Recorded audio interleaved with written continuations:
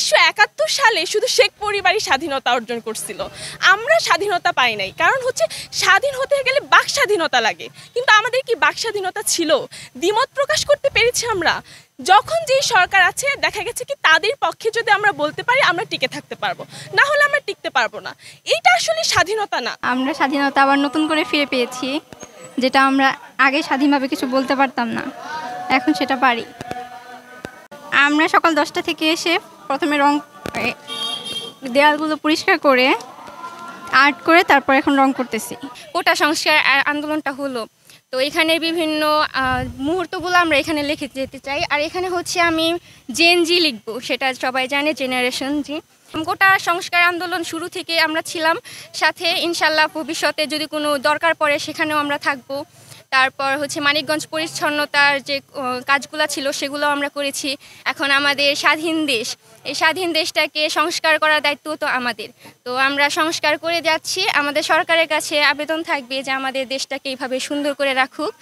আর আপনারা এত কষ্ট করে আসছেন আমাদের এখানে ইন্টারভিউ নেওয়ার জন্য, আপনাদেরকে অনেক ধন্যবাদ। আমি হলো জাহাঙ্গীরনগর ইউনিভার্সিটিতে পড়ালেখা করি, চারুকলা বিভাগে। এখানে হলো এটা আমার কলেজ ছিল, তো আমরা 18 সালে হলো এইচএসসি পরীক্ষা দিই। তো এখানে বন্ধু বান্ধবদের প্রস্তাবে আমি এখানে এসেছি। তো প্রথমে তো মানে স্বৈরাচার শাসন যখন চলে যায় তখন আমাদের মনে প্রথম প্রশ্ন ছিল যে বিকল্প কে? তো বিকল্প হলো আমাদের মাঝখানেই সবাই আছে, আমরা সবাই। তো এটাই ছিল আমাদের থিম। তো আমরা যেহেতু স্বাধীন দেশ পেয়েছি, তো এটাকে আমরা এখানে ফুটিয়ে তুলতে পেরেছি। তো এখানে যেহেতু মানে আমাদের একটা অসাম্প্রদায়িক দেশ, তো সেটা আমরা মানে এই থিমের মধ্যে রাখার চেষ্টা করেছি। অনেকগুলো ধর্মের মানুষ এখানে আছে, তো আমরা প্রত্যেক ধর্মকেই প্রাধান্য দিয়ে মানে সমান প্রাধান্য, এখানে কারো কোনো মানে কেউ যে নিজেকে ছোট মনে করবে এরকম কোনো কিছু নেই। সেজন্য আমরা সবাইকে সমান অধিকার দেওয়ার চেষ্টা করেছি। আজকে আমাদের দেবেন্দ্র কলেজের পক্ষ থেকে কর্মসূচি হলো দেওয়াল লিখন কর্মসূচি।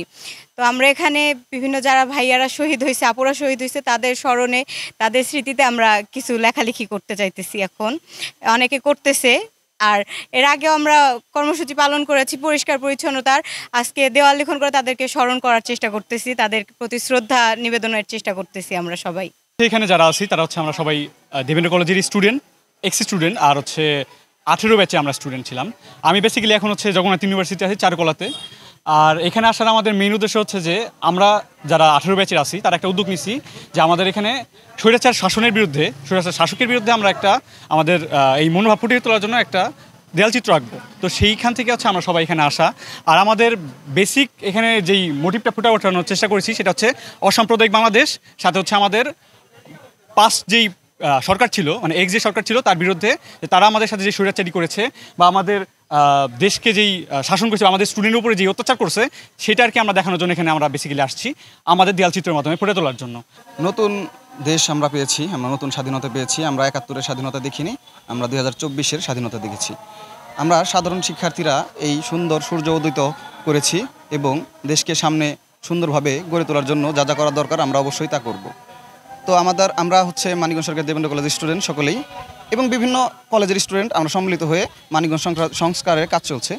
আজকে সকাল 9টা থেকে আমরা এই সরকারি দেবেন্দ্র কলেজ প্রাঙ্গণে বিভিন্ন দেয়াল এবং কলেজের বিভিন্ন দেয়ালে বা বিভিন্ন জায়গায় আমরা রং কাজ, চুন কাজ এবং বিভিন্ন প্রতিবাদী বক্তব্য এবং শহীদদের স্মৃতি বিজড়িত কিছু বক্তব্য এবং চিত্রাঙ্কন করে যাচ্ছি। সরকারি দেবেন্দ্র কলেজের সকল শিক্ষার্থীবৃন্দ একটা রাজনীতিমুক্ত ক্যাম্পাস পায় এবং তাদের বাক স্বাধীনতা ফিরে পায়, এর জন্য আমাদের কর্মসূচি গ্রহণ করা।